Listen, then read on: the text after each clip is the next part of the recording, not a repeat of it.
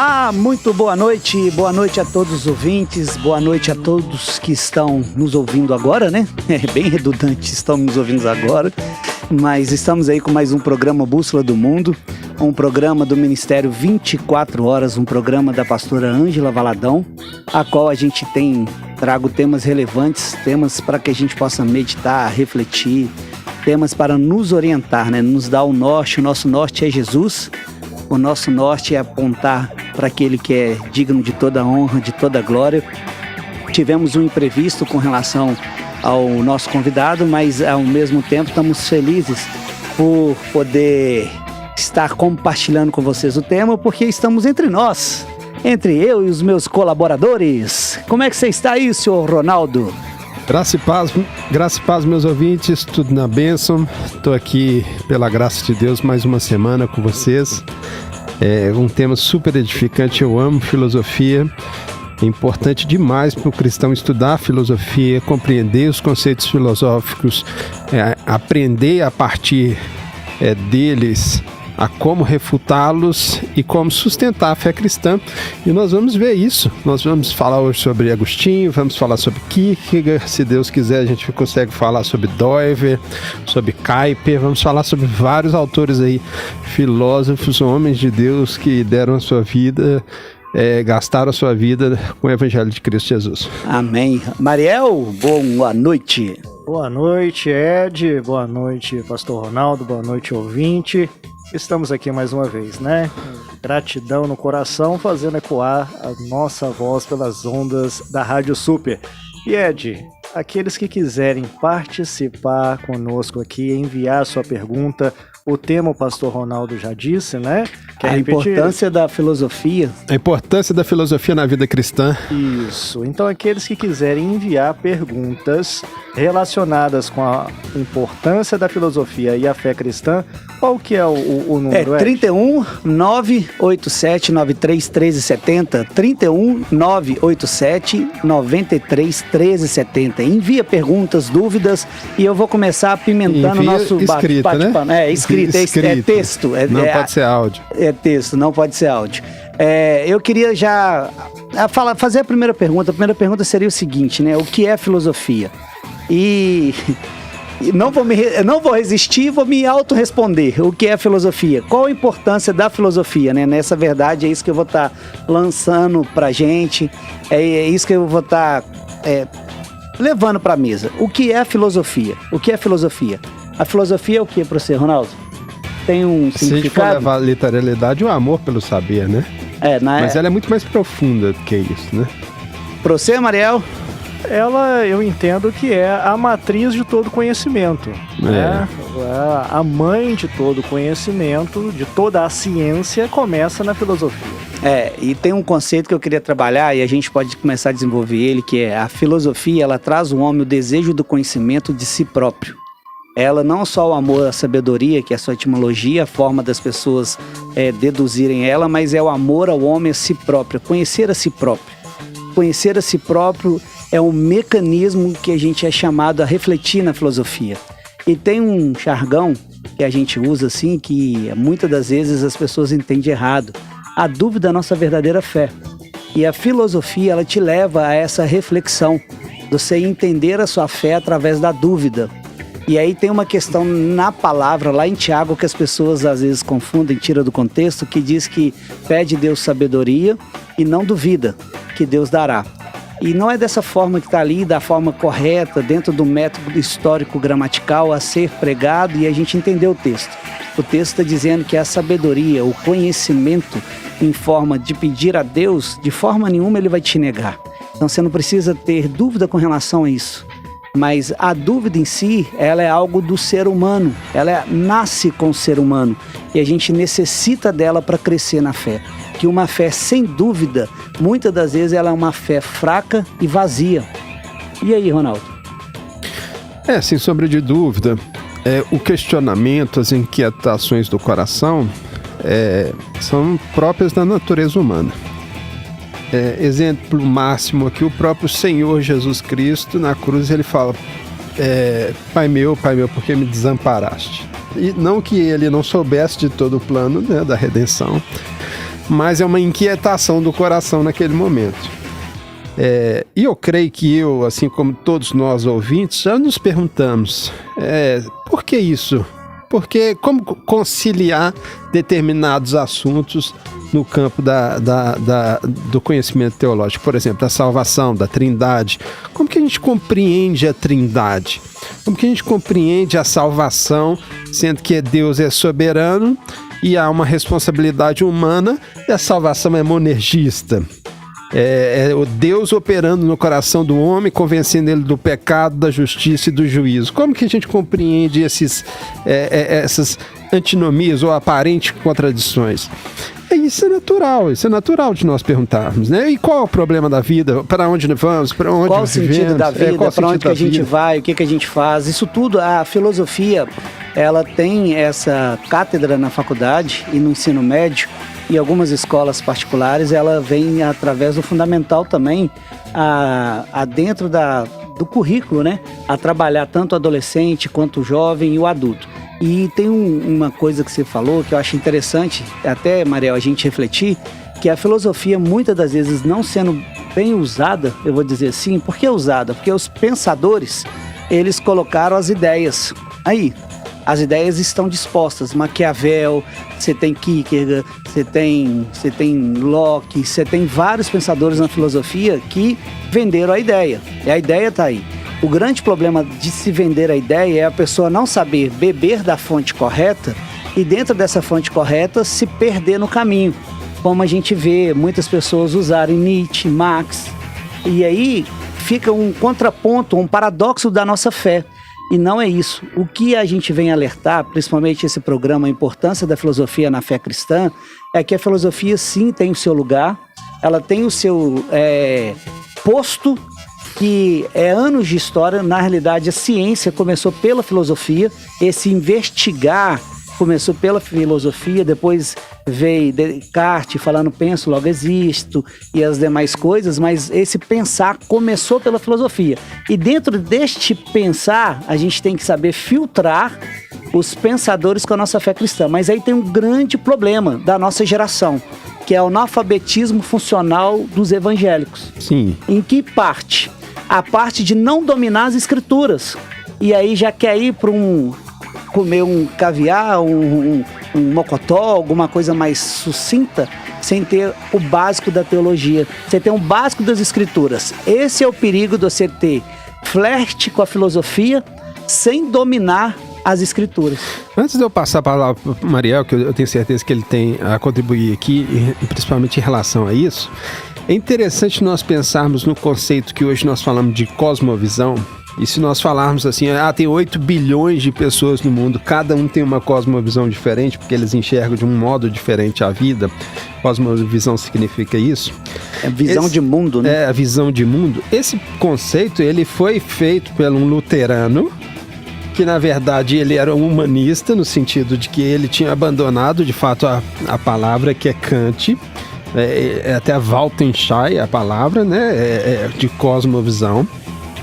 Mas ele foi desenvolvido ao longo do tempo por pensadores cristãos, de modo de que como eu vou enxergar o mundo a partir das escrituras, de tal forma com que eu possa reformar aquilo que está em descompasso com a palavra de Deus, e que tudo que eu vou fazer agora seja para a glória de Deus. Eu até falei no último programa isso. Como que eu posso analisar aquilo que é belo diante de um mundo relativista, que hoje a gente vê lá no Museu de Artes de São Paulo, aquele absurdo, né? Uma menina tocando num homem nu, né? Agora, o que eu posso, dentro da perspectiva da cosmovisão cristã, reformar esse aspecto segundo a luz da palavra de Deus? Isso é filosofia, isso é um conceito de cosmovisão.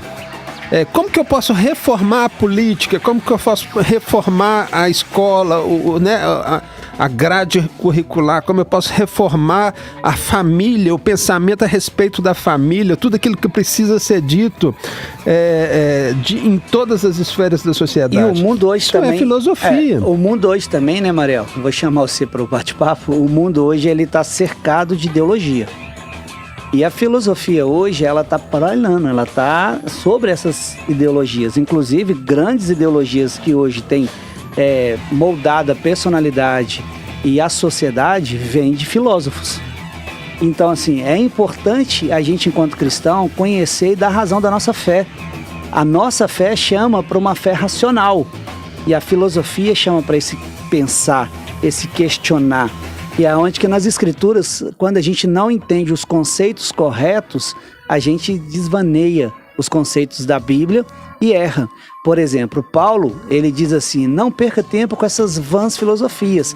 Aí a gente generaliza, acha que não, então já é filosofia, eu não vou saber, isso não é perder tempo, isso não compensa. Não é assim e não é isso que Paulo queria advertir a igreja.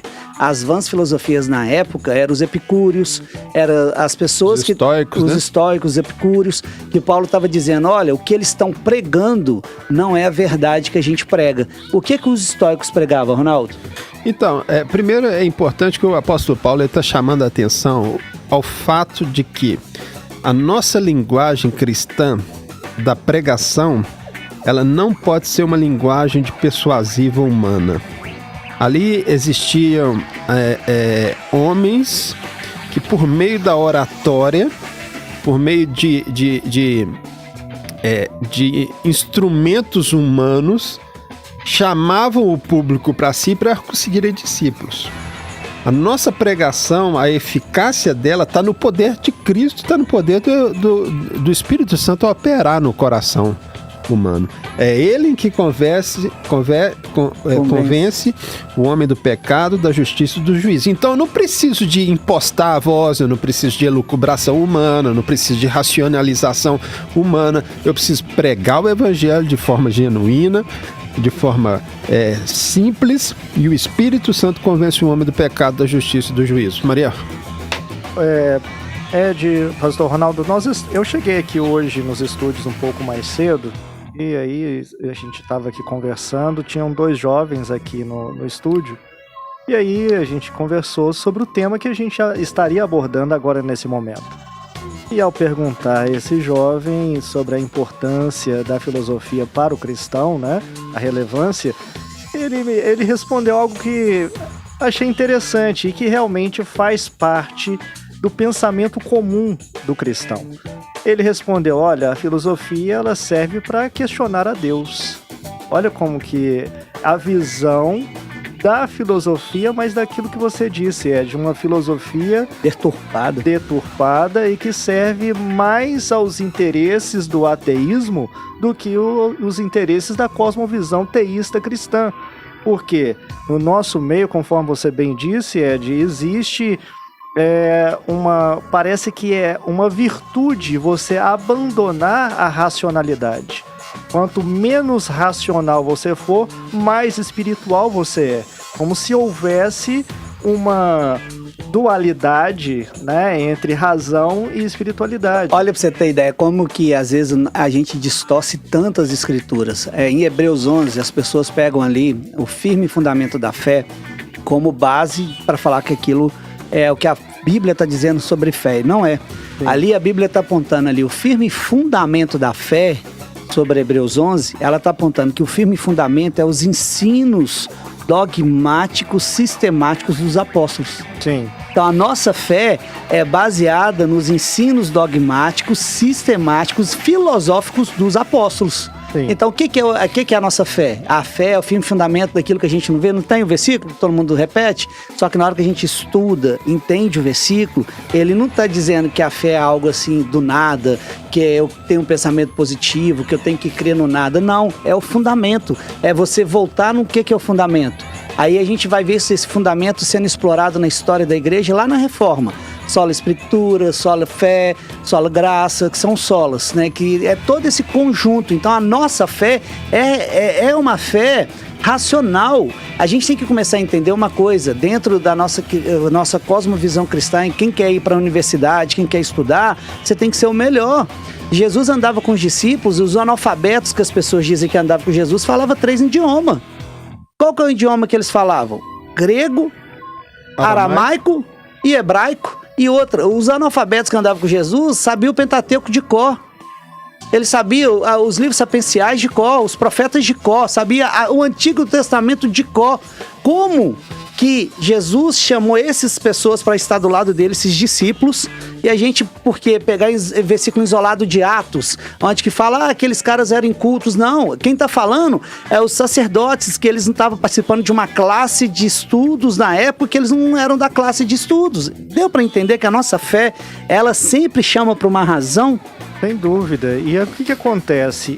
A cultura pentecostal, que nós sabemos de onde veio, né, que faz todo esse caldo teológico da igreja evangélica brasileira. Só no sentimentalista, né? A cultura que nós estamos falando aqui, dentro desse recorte que a gente está tratando aqui, a cultura, ela se baseia inclusive na palavra dizendo, olha, a letra mata, para justificar a ausência de conhecimento.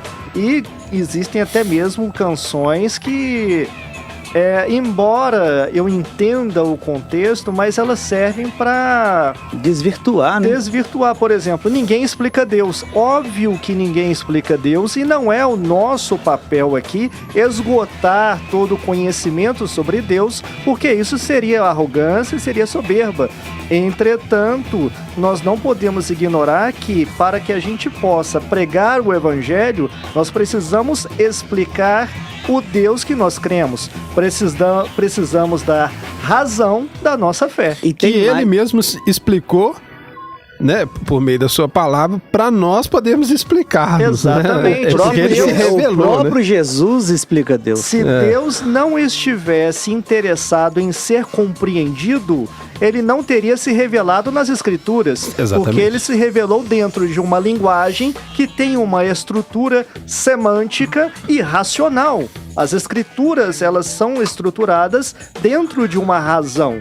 Deus quis e quer se fazer compreendido por meio da razão humana. E aí, Mariel, tem um grande perigo e a bússola vem para apontar esse norte. Por isso que a gente tem trago aqui temas relevantes, igual quinta que vem é o professor Tasso, que vai estar conosco. Ele vai falar do Big Bang em Deus, que não existe evolução, eu não vim do macaco. Muito bom. E ele vai estar trazendo a base científica para estar nos ensinando, né? E a filosofia, ela vem hoje no papel importante na universidade. Sim. Porque hoje todas as ideologias que é contra o cristianismo, ela se baseia em filósofos. E aí esse que é o grande perigo. Por isso que eu volto a dizer, a gente tem que começar a desmistificar no meio dos seios da igreja que só vale o lado espiritual e eu não tenho que estudar. Não, irmão, você tem que estudar sim. Estudar é uma devoção. É uma devoção. Estudar não é só o ministério do pastor, é o seu chamado. Sabe por quê? Porque onde você estiver, na escola, no trabalho, onde você estiver desenvolvendo, as pessoas vão ter dúvidas. As pessoas vão ter incertezas. E você tendo a sua fé sólida em Cristo, o seu firme fundamento da fé nas Escrituras, você vai poder levar consolo para as pessoas que te pedem socorro. Porque hoje a gente vê tantos jovens, tanto adultos, eles pedindo gritos de socorro. Me orienta, eu estou perdido. Por que está perdido? Porque não tem a bússola, que é as Escrituras, para apontar o norte. E o norte é Jesus. E o norte não vai correr. A ciência não contradiz a nossa fé. Nunca, na história da igreja, nunca contradizeu. Nunca foi contra a nossa fé. Isso. E aí a gente tem que começar a compreender a importância de entender o que esses homens fizeram. Porque na filosofia, a gente tem grandes homens que colaboraram com o cristianismo. Agostinho, Tomás de Aquino, tem tanto. Blaise Pascal aqui, já falar sobre o salto no escuro de Kierkegaard, porque seria o limite da razão. Mas o pastor Ronaldo já está ali querendo falar de Agostinho. É porque então... eu queria pontuar exatamente, já no campo da adoração, que nós estamos falando do Ministério Gideões 24 horas de adoração, exatamente isso, e trazer aqui o Mariel, eu sei que ele é um grande conhecedor de Agostinho. Mariel, em relação à Trindade, como que ela há um paralelo entre a adoção, a devoção e a Trindade? Qual que é a visão de Agostinho à luz desse pensamento, assim, à luz dessa ideia? Como que ele contribuiu com isso no nosso entendimento? Então, é bem interessante os ensinos de Agostinho sobre a Trindade, porque Agostinho, conforme nós cristãos ocidentais, né, nós compreendemos bem a doutrina da Trindade a partir de Agostinho. Foi inclusive Agostinho quem foi um dos primeiros a sistematizar essa doutrina que nós temos na base da nossa fé. E Agostinho fala, né, das três pessoas da Trindade, né, o Pai, o Filho e o Espírito Santo, cada um na sua individualidade, cada um com o seu atributo, né, com a sua personalidade, lembrando que são pessoas, e quando isso se relaciona com a adoração... E a pericorese deles, né, de ambos, a né? Relação A relação entre de o ambos. Pai, o Filho e o Espírito Santo, a chamada...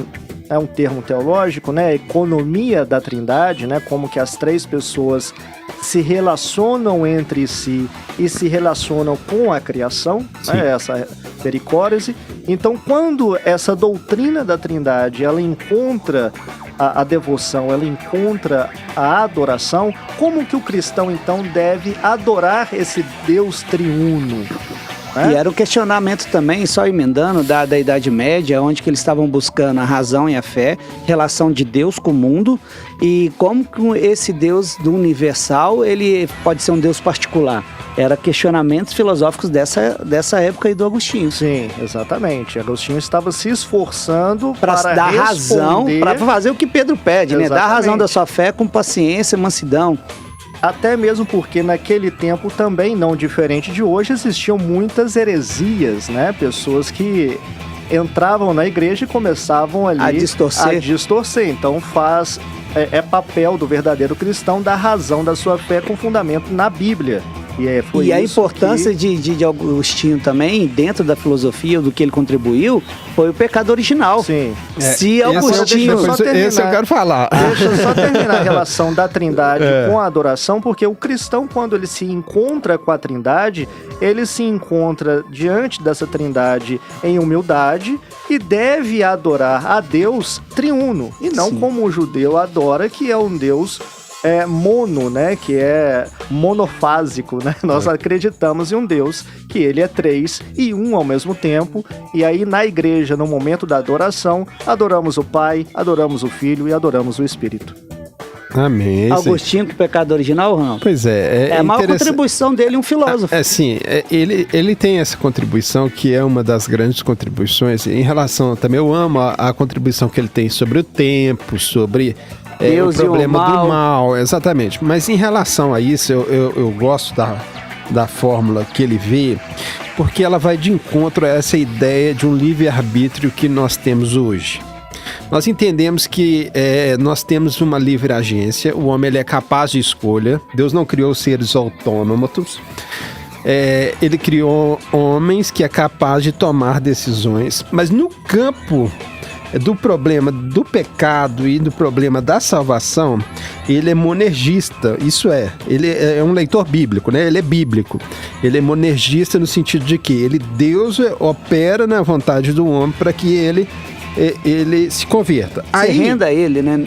A Bíblia vai falar isso de graça, a graça é irresistível. Ele tem uma sentença que é maravilhosa, que ele fala assim, ó, o homem antes da queda, ele era capaz de pecar e capaz de não pecar. O homem antes da queda. O homem depois da queda, ele é capaz de pecar e incapaz de não pecar.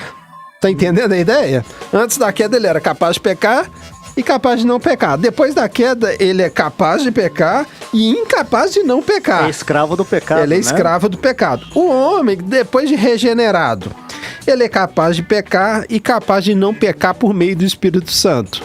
Entendi. Agora, na vida gloriosa, quando forem restauradas todas as coisas, ele vai ser impossibilitado até mesmo de pecar.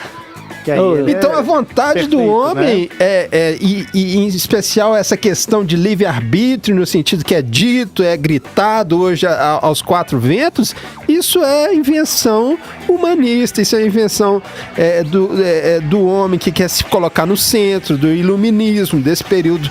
É lógico que isso foi já debatido, aí evidentemente, né, por Pelágio ou outras pessoas, mas isso foi ressaltado no período do iluminismo e por isso que o homem vem nessa derrocada, porque o pecado afetou o homem de tal maneira que ele se torna escravo do pecado e se não for por meio do Espírito Santo, ele não consegue fazer obras. O escravo não tem vontade própria. Não tem vontade própria. Entendi. Até mesmo que nós somos escravos de Cristo, nós não temos vontade própria. Mas o importante disso tudo é a gente ver, e os ouvintes, eu quero que vocês tenham essa sensação, venham participar conosco, 31 987 93 1370, vem fazer suas perguntas, ajuda a gente aí a elaborar esse programa também nesse sentido, para a gente compreender a importância da filosofia e o importante saber, o saber em Deus. Porque quanto mais rico a sabedoria e o amor à sabedoria, mais rico vai estar a nossa proximidade da palavra. Porque sabedoria, ela não é um agente filosófico, ela é uma pessoa, ela é a pessoa de Jesus Cristo. Ela é a pessoa do Deus triuno, como foi falado aqui. E é fácil buscar sabedoria quando a gente tem um coração inclinado em querer servir a Deus de toda a alma e com todo entendimento. E a gente vai dar um break agora, nosso primeiro bloco já voou. E no segundo bloco a gente volta com o maniqueísmo, Augustinho e a importância da filosofia na fé cristã. Olá! Estou no ar. Obrigado, Michele. Você me ligou no ar. Boa noite, ouvinte. A gente está com um tema hoje muito interessante, a filosofia, como a filosofia é importante para a fé cristã. E aí, no primeiro bloco a gente desenvolveu bastante essa ideia que a gente necessita, sim, de ter uma fé com razão, uma fé sólida, uma fé madura. E voltando agora no segundo bloco, eu tinha falado com o Ronaldo que a gente tinha falado do maniqueísmo, que é uma das filosofias de Agostinho quando ele converteu.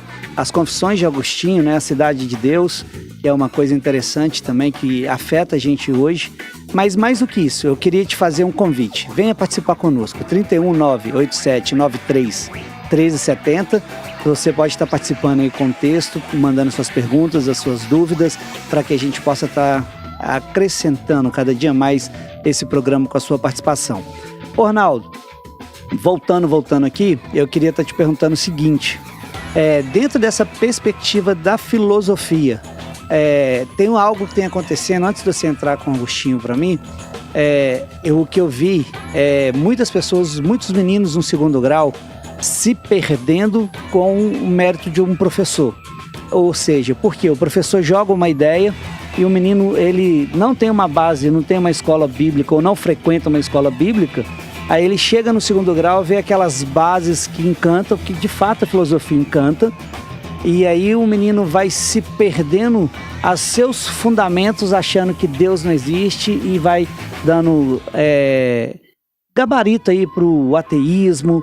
Foi exatamente no movimento caipiriano, vamos colocar assim, se eu usar a palavra neocalvinismo aqui, eles já vão fechar o coração, mas vamos colocar assim, caipiriano, foi exatamente no período caipiriano que ele fala sobre reforma das esferas da sociedade. Inclusive tá falando da teologia de Abraham Kuyper. Né? De Abraham Kuyper, isso.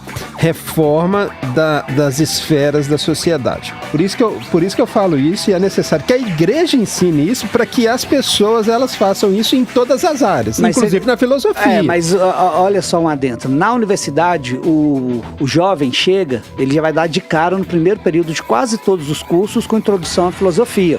Na universidade. Mas nos seminários que deveriam preparar pastores, você pega a grade e não tem filosofia. Mas então, eu tive aula de filosofia no meu mestrado de Direito. O meu professor pediu para falar sobre Escola Crítica de Frankfurt. Meu Deus. Escola Crítica de Frankfurt. E o meu artigo científico foi contra a Escola Crítica de Frankfurt. Ele ficou aterrorizado, sem sombra de dúvida. Você foi contra a eu usei um estadista, né? que era Kuyper. Eu usei um estadista cristão para refutar a Escola Crítica de Frankfurt. E depois eu tive que fazer a exposição e tudo. E eles ficaram assim, malucos, né? Mas o que eu estava fazendo? Fazendo a reforma da filosofia dentro do campo acadêmico. Nós precisamos. Redimindo a filosofia. Mariel, eu vim da escola de Paulo Freire, tô convertendo agora. Me explica aí a Escola Crítica de Frankfurt, aí, qual que é o mal para a sociedade? Então, ela é fruto dessa aproximação da fé cristã com a filosofia, né? e é uma escola crítica. Marxismo também, né? Isso. Aí ela é uma escola crítica. Ela é fruto do iluminismo, né? Então ela vem contrapor o status quo da época e a partir dessa escola se surgiram várias outras ideologias, dentre elas inclusive a teologia liberal, que ela é excelente para desconstruir o ser humano, mas ela não coloca nada no lugar.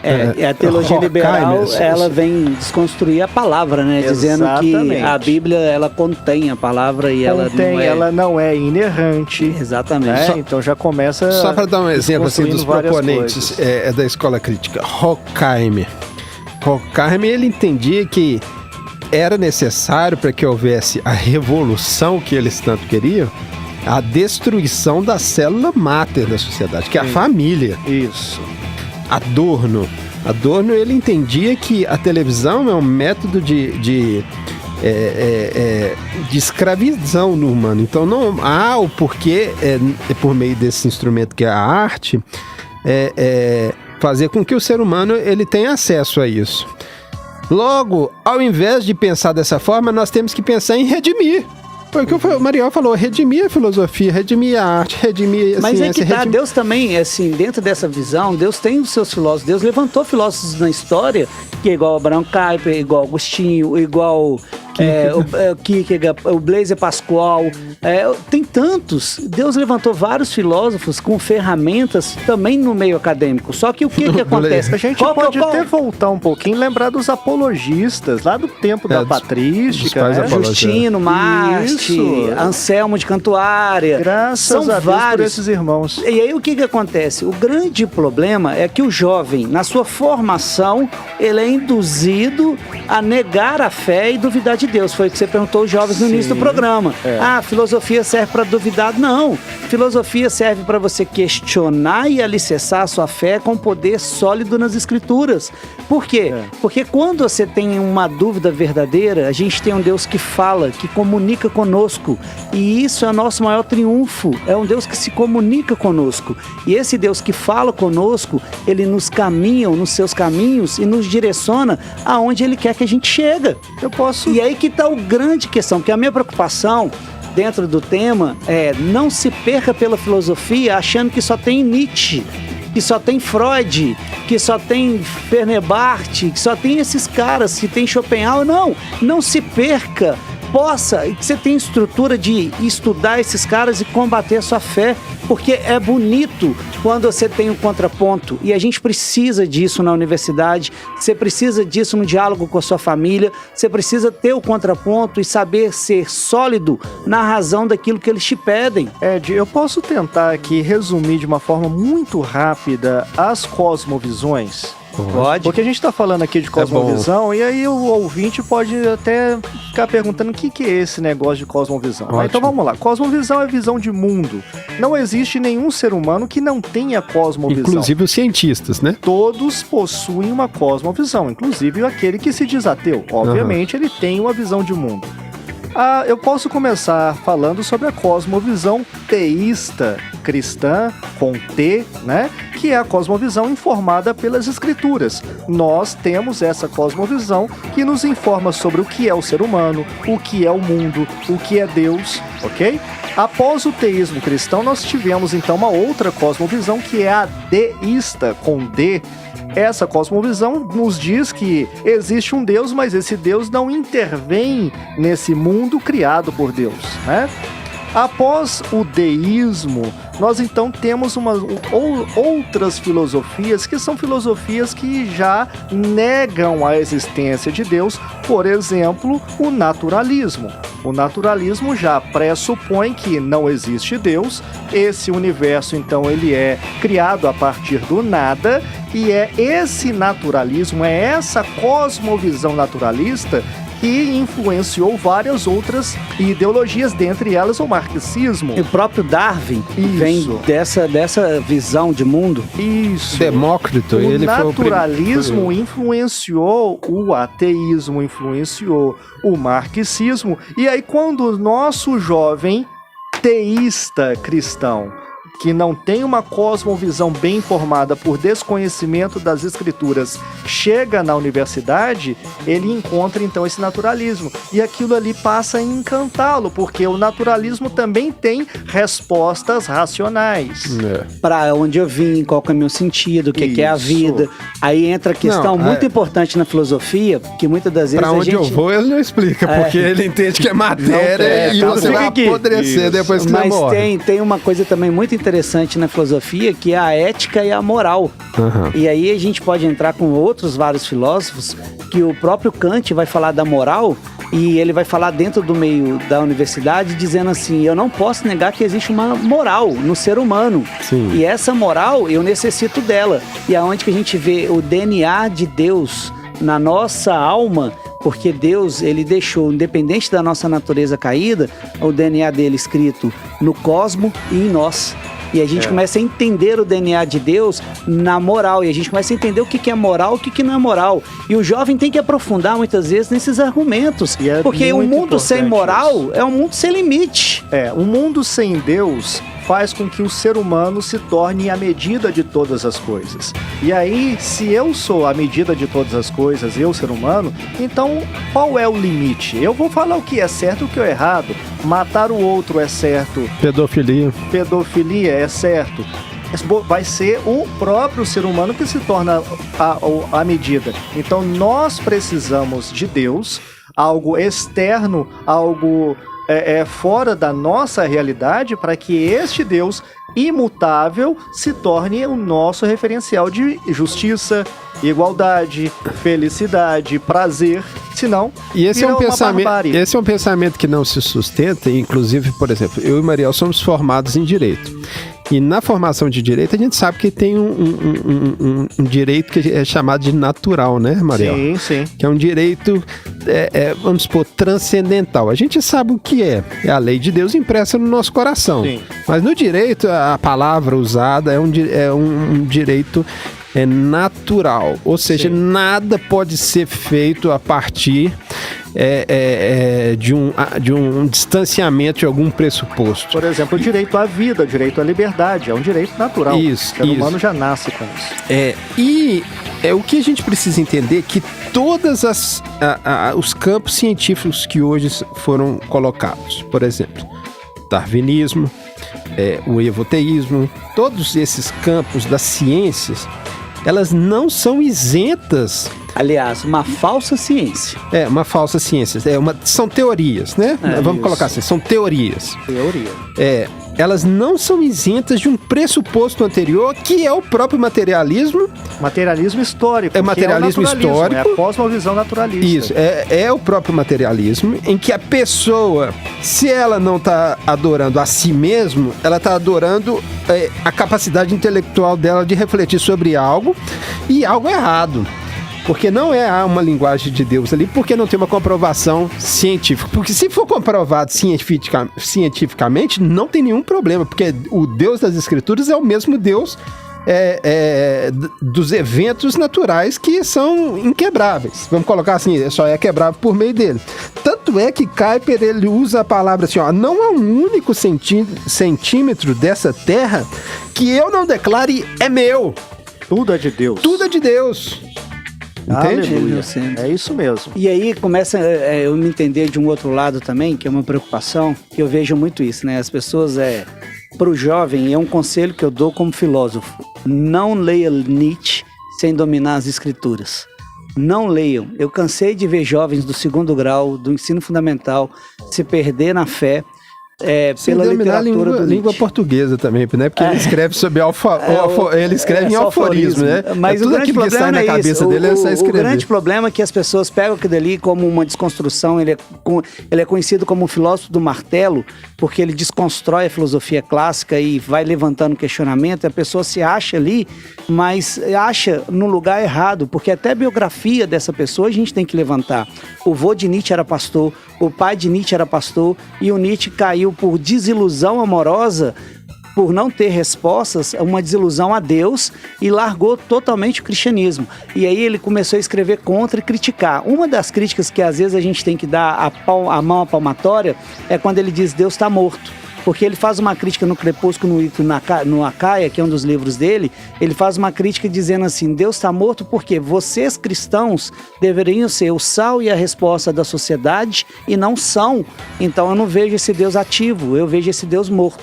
Você entende a dimensão que é isso pra gente enquanto cristão?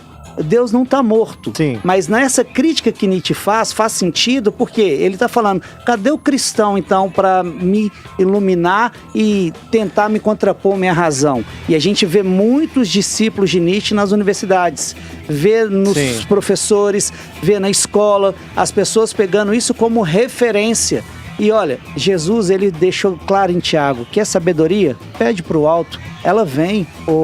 Ed, diante desse mundo que nós vivemos, um mundo pós-moderno, né, e até algumas críticas sobre isso, lembrando até mesmo do que diz Bauman, né, que é sobre essa modernidade líquida, né, diante desse mundo sem referência, a filosofia de Nietzsche, ela faz muito sentido e nós não podemos negar isso. Quando Nietzsche encontra um coração sem fundamento nas escrituras... O super-homem faz sentido. E encontra esse coração que está desiludido, que ele está desesperançado e desesperado, né, diante dessa realidade injusta. Aonde que você vê a juventude trocar as escrituras e o fundamento que a família deu pelas ideologias na universidade. Exatamente. Aí o pai devolve o filho para a universidade querendo que ele saia um profissional para dar dignidade à sua família e buscar uma honra melhor, chega o filho todo bagunçado. Então, quando esse jovem ele está nessa desilusão com a realidade e chega aí um professor valendo-se do cargo, né, que ele ocupa ali e a influência que ele exerce sobre os alunos. E ele introduz esse pensamento que desconstrói, aquilo ali faz muito sentido. Então nós, pastores, precisamos... Pais, líderes, ouvintes, exatamente, tem amigos, precisamos preparar os nossos jovens dentro de uma cosmovisão teísta cristã. Ele precisa compreender quem ele é, o que é este mundo a partir das escrituras e não se envergonhar disso. Porque quando o jovem chega na universidade, ele é ridicularizado por considerar a Bíblia uma fonte de informação. E olha que interessante. E é um instrumento histórico, é uma fonte histórica. Não, e olha que interessante. Na filosofia, as pessoas hoje ressaltam Platão, Sócrates, Aristóteles, todo o pessoal. Na história, eles têm 300 livros. Isso. 300 livros deles. Leia o livro Mais que um Carpinteiro, que vai falar exatamente sobre isso aí, sobre a... Você está falando de credibilidade das escrituras. Os manuscritos. Manuscritos. Fugiu a palavra. Eles têm 300 manuscritos. Credibilidade das escrituras. A escritura, a Bíblia, ela tem 5.000. E das 5.000, não tem 5.000 cópias antigas que datam ali mais ou menos do primeiro século, ou seja, muito próximo da data do evento. E olha só, a gente no meio universitário, na forma ser intelectual, as pessoas dão mais vazão a 300 cópias de manuscritos da filosofia do que 5.000 cópias das escrituras. Tem outros que tem muito menos, tem 5, né, por exemplo. Tem, por Aristóteles, Ilíada de Homero, né? 5, mas aí o que acontece? Fora esses 5.000 das escrituras lá no período patrístico, tem ainda a descoberta do Mar Morto. Aí 1948. Tem a descoberta de Qumran. Aí você tem mais a afirmação ainda, porque essa descoberta de Qumran é algo que a gente deveria estudar. Foi quando as escrituras estavam no alto do liberalismo e as pessoas duvidando e rasgando. Deus é tão perfeito que nessa descoberta começou a cair por terra todas essas ideologias, porque eles estavam duvidando da fonte histórica das escrituras. E a gente tem uma fé que a nossa Bíblia é fonte histórica. Jesus, ele veio na Terra. É histórico. Chegam uns gaiatos por aí, ainda chega e fala, olha, a Bíblia ela foi alterada ao longo dos séculos, lá no 3º século. Quem fala isso não sabe nada de bibliologia. Como que o Antigo Testamento foi formado, como o Novo Testamento foi formado e as fontes históricas que dão credibilidade à Bíblia. É interessante que nessa descoberta do Mar Morto de Qumran, que o Ed falou, Ali foi descoberto um livro de Isaías que datava de período anterior ao tempo de Jesus, né? E nele há exatamente aquilo que tem escrito nas escrituras hoje, existe naquele manuscrito ali dessa descoberta. Em 1948 foi descoberto isso pelo jovem pastor de ovelha, né? Que jogou uma pedra lá, quebrou um coisa e achou lá, pra você ter ideia. Um vaso, né? Um vaso. Então, isso mostra o quê? Deus, na sua providência, que ele age providencialmente, destruindo o liberalismo teológico, destruindo as ideias de que a Bíblia não é palavra inspirada por Deus e que ele não preservou ela na sua integridade. Por isso nós cremos que ela é a nossa única regra de fé e prática, porque sabemos que é Deus escrevendo por meio dos homens. E um alerta também, o jovem, você que está indo agora para o segundo ano, o segundo grau do ensino médio aí, atente, fique atento, não caia nas falácias do seu professor, pesquise, não duvide, busca conhecimento. Hoje a internet é uma fonte, busca também referências boas para essa fonte, para que você não caia em nenhum laço, nenhuma falácia. Também venha somar conosco, venha ser bússola do mundo conosco, venha buscar suas dúvidas, que a gente puder te esclarecer, que a grande maioria já foi experimentado, já apanharam muito na universidade, e quem quiser vir somar, venha somar conosco. Futuramente tem projetos novos surgindo aí, talvez uma célula da Bússola do Mundo, que a gente vai estar dando um estudo, a gente vai estar direcionando para que as coisas possam acontecer, porque o intuito não é ganhar número, não é ganhar fama, é simplesmente te mostrar que a nossa fé tem razão. Jesus não morreu em vão, ele é Deus, ele é por você. Não fique aí sozinho na sua dúvida, porque, como eu digo aqui, a dúvida é a nossa verdadeira fé. E a gente tem esse intuito de aproximar como corpo de Cristo e dessa direção. A nossa direção aqui é Jesus. E a filosofia, ela faz sentido para o cristão por isso, porque eu consigo estudar a filosofia, estudar as escrituras e entender que Deus é perfeito em todas as esferas da ciência. Ele não se contradiz hora nenhuma com nada e com ninguém. Ele não deve nada a ninguém. Nada, nada, nada. E é bonito quando você começa a entender Deus pela razão. Quando você começa a ver o beija-flor, a arte que é parar e tomar água e fala, cara, como que Deus é perfeito. Parece filosófico, mas é esse belo que a gente tem que resgatar. Isso é belo. É o momento em que nós nos deparamos com o limite da razão. Depois de nós racionalizarmos toda a nossa fé, nós nos encontramos naquele limite que somente nos cabe o silêncio, a contemplação daquilo que Deus fez, daquilo que Deus é. É este o ponto que nós temos que chegar. Não nos abster da razão, mas chegarmos no limite da razão e darmos aquele salto, que é o que a filosofia de Kierkegaard propõe, né? O salto no escuro, de contemplar o Deus desconhecido. É mais ou menos isso. E o sacrifício também de Isaac, né? A gente pode começar a entender dentro dessa perspectiva rapidinho o sacrifício de Isaac, no sentido que Isaac tinha 17 anos. Então o sacrifício é de Isaac ou de Abraão? Quando a gente começa a estudar, a gente vê que obedecer nunca foi sacrifício. É sim um privilégio.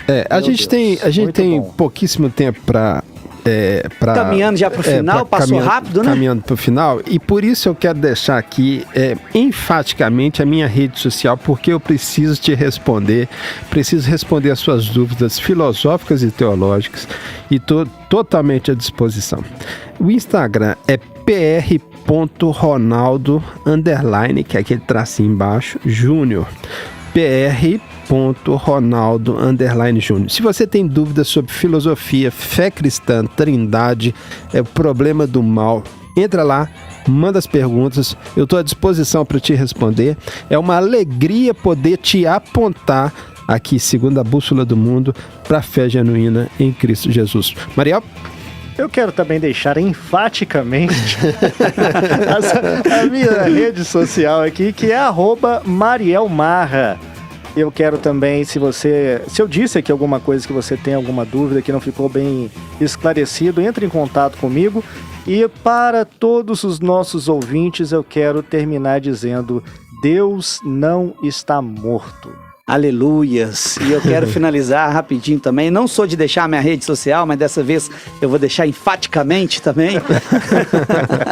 A minha rede social é Edward. Olha o nome. Edward Belloni, sozinho, né? Isso. Sozinho, né? É Belloni. Belloni. Aí vocês podem lá... Edvard.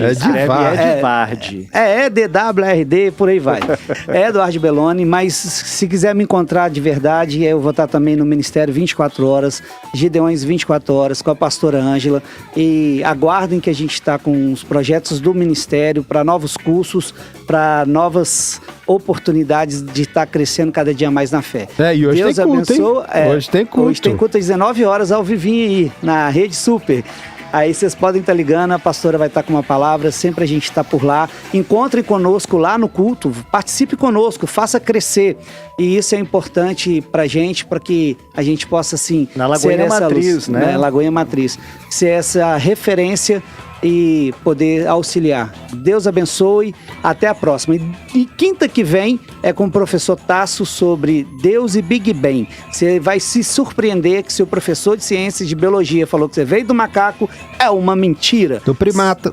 Você veio do coração de Deus. Aleluia. Deus te abençoe, até a próxima e por aí vai. Tem 2 minutos ainda, Michele? Posso falar 2 minutos? 2 minutos. Que bom. Ótimo. Voltando, só falar que Então, a gente esse ano vai ter muitos projetos. Dessa pauta aí do Deus e Big Bang? Isso, como é que vai ser isso aí? Então, o Tasso ele vai estar desenvolvendo com a gente aqui um trabalho e a gente vai estar com o pessoal do TDI agora, a partir de fevereiro. O TDI, para quem não sabe, é Design Inteligente. Sim. São grupos de... Destruindo o evoteísmo também, que tem É um grupo maculado a igreja. É um grupo de professores universitários que estão na universidade, que estudam, eles desconstroem todas essas questões ideológicas de criacionismo, da ideologia de gênero, do feminismo, marxismo, todas essas questões. Eles trabalham com essas pautas também, mostrando a fé genuína e apontando para Cristo, né? Igual o Ronaldo falou, o evoteísmo tem destruído muito a visão de muito cristão, e a gente tem que entender que quando a gente é criado por Deus, a gente tem um Deus que cuida e zela pornosco. Isso que é o mais importante dessas visões que a gente vai estar trazendo. E mais do que isso, é dar uma orientação ao jovem, levar o jovem a saber que a sua fé, se aqui em Belo Horizonte, você vai ter um grupo que vai te orientar, caso você queira, sobre a sua fé genuína, sobre a verdadeira fé, onde que a ciência não contradiz com a fé. E combater os materialistas que estão nas academias. Muito por aí.